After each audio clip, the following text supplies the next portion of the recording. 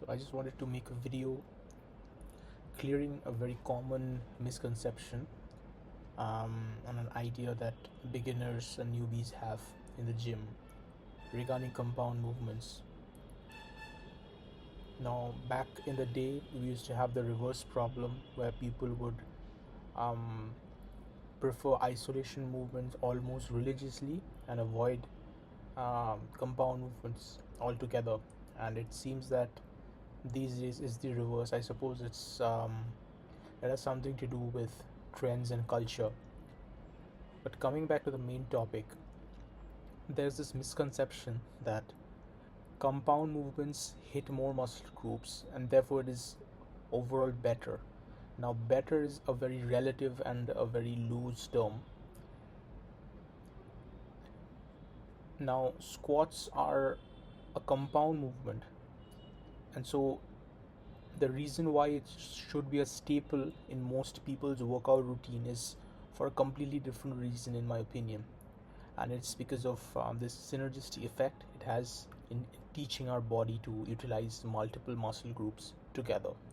And so effectively um, it becomes more than the sum of the individual parts because of the synergistic effect it has in teaching our body, right? And so utilize being the operating word. Now, I didn't say stimulate or grow, but rather utilize. However, from a perspective of stimulating each of those muscle groups optimally and sustainably, compounds might not actually be the best.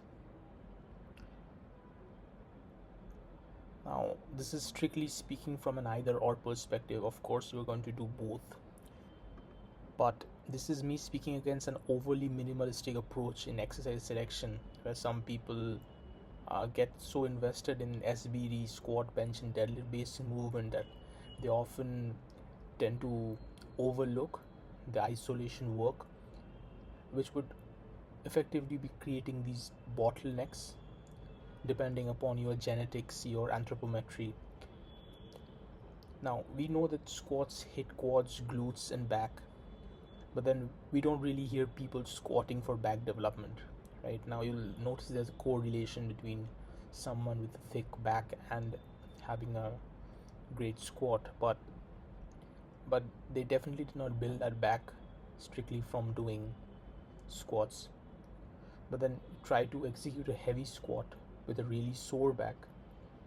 Let's say you did heavy pull-ups and pull-downs the previous day. You will notice that it's going to be very difficult maintaining your upper back tightness.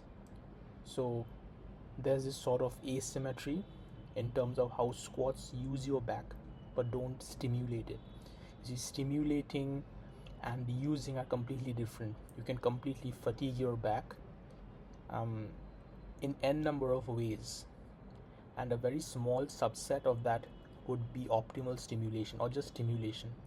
So the key takeaway of this video is to tell you that you must still hit the isolations with equal importance, if not more, as your main lift.